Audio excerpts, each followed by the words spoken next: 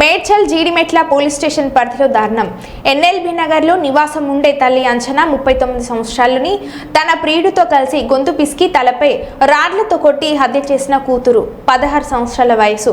ప్రేమ వ్యవహారంతో కూతుర్ని మందలించిందన్న కోపంతో తన ప్రియుడు పగిల శివ 19 సంవత్సరాలు, అతనితో తమ్ముడు పగిల యశ్వంత్ 18 సంవత్సరాలతో కలిసి హత్య చేసిన కన్న కూతురు.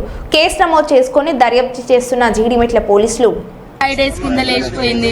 5 days కింద లేచిపోతే పోలీస్ స్టేషన్ లో కంప్లైంట్ ఇచ్చిందంట. పోలీస్ స్టేషన్ లో కంప్లైంట్ ఇస్తే సార్ వాళ్ళు వెళ్ళి అబ్బాయిని తీసుకొచ్చి అమ్మాయిని తీసుకొచ్చిల్లంట.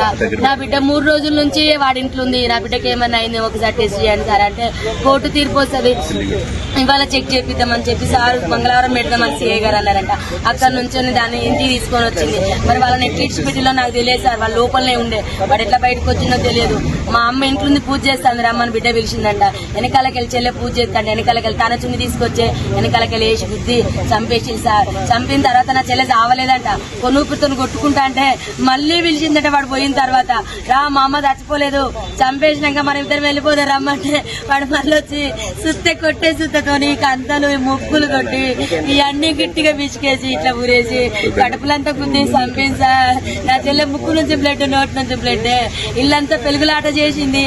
వాళ్ళిద్దరితో మస్తు కొట్లాడింది నా చెల్లె బ్రతకడానికి, కానీ అవ్వలేదు. నా చెల్లె పెద్ద బిడ్డ చేసింది సార్, దాని వల్ల లవర్ చేసింది సార్ శివానటోడు. అమ్మా నా చిన్న బిడ్డను బయటికి పంపించిల్లు, నా చిన్న బిడ్డ ఉంటే చంపబోవు.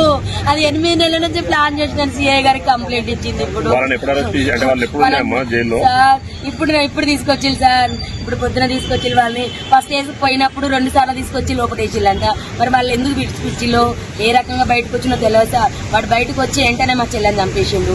ఇంత దారుణమా, ఇంత మోసమా, ఇది అన్యాయము. న్యాయం కావాలి సార్ మా చెల్లెకు. ఇంత న్యాయమైన పరిస్థితి తల్లికి రాలేదు. కేసంద్రం మండలం గ్రామం వినుగుర్తి సార్. మా దగ్గర అమ్మ కళాశారదిలో జాబ్ చేస్తుంది సార్. ఇక్కడ కళావతి నగర్ లో కళాశారదిలో జాబ్ చేస్తుంది. ఆమె మహిళా మండలిలో పనిచేస్తుంది. సాకలైలమ్మ మన్వరాలని ఆమె ఉద్యమాలు చేస్తుంది. మందకృష్ణ మాదితో కూడా ఆమె మందకృష్ణ మాది దాంట్లో కూడా ఎస్సీ మైనార్టీ అధ్యక్షురాలు సార్. ఆమె తలం పెద్ద సార్, ఆమె సాగు చిన్న సార్.